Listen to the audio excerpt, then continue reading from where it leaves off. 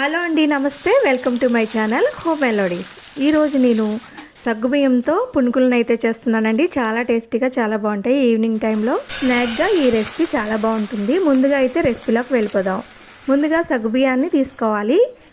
1 cup సగ్గుబియ్యానికి 1 cup పెరుగు, 1/2 cup వరకు water అయితే తీసుకోవాలి.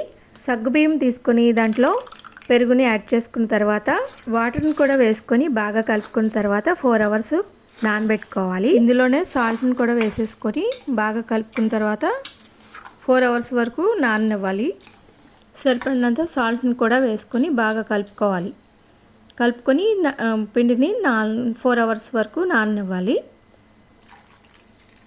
ఇందులోనే కొంచెం వాటర్ కూడా వేస్తున్నాను. సరిపోతే కొంచెం టైట్గా ఉంది అంటే వాటర్ కలుపుకోవచ్చు. దీన్ని ఇప్పుడు పక్కన పెట్టేసుకోవాలి. మూత పెట్టుకొని పక్కన పెట్టుకోవాలి.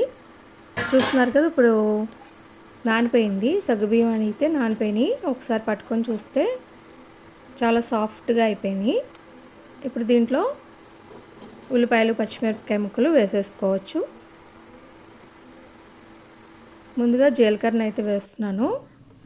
సన్నగా కట్ చేసిన ఉల్లిపాయలని, పచ్చిమిరపకాయలని వేసేసుకోవాలి. ఇందులో క్యారెట్ తురుము కూడా వేసుకోవచ్చు.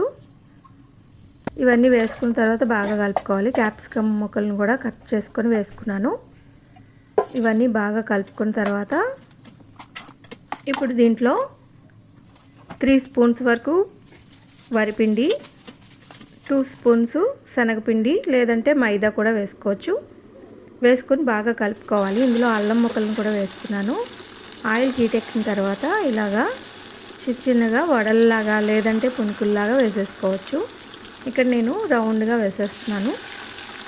ఇలా పునుకుల్లాగా వేస్తున్నాను. ఇవి తొందరగానే వేగిపోతాయండి. వైట్గా కలర్ మారుతూ ఉండగా మనం తీసేసుకోవచ్చు. మీడియం ఫ్లేమ్లోనే వేయించేసుకోవాలి. ఇక్కడ చిన్న పునుకుల్లాగా అయితే వేసేస్తున్నాను. చూస్తున్నారు కదా, ఇలాగా వేసుకున్న తర్వాత వెంటనే తిరగేయకుండా కాసేపు ఆగి కలర్ మారాక అప్పుడు తిరగేసుకుంటే, ఇలా చూస్తున్నారు కదా, కలర్ కొంచెం మారి గోల్డెన్ కలర్లో వచ్చిన తర్వాత ఇవన్నీ కూడా ఒక ప్లేట్లోకి తీసేసుకోవాలి. మళ్ళీ ఇవన్నీ చిన్న పునుకుల్లా వేసేసుకోవాలి.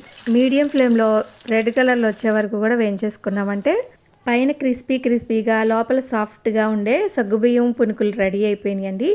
ఇది ఈవినింగ్ టైంలో సాస్తో తిన్నామంటే చాలా టేస్టీగా, చాలా బాగుంటాయి. మీరు కూడా ఈ రెసిపీని ట్రై చేయండి. మీకు ఈ రెసిపీ నచ్చితే లైక్ చేయండి. మీ ఫ్రెండ్స్ అండ్ ఫ్యామిలీతో షేర్ చేయండి.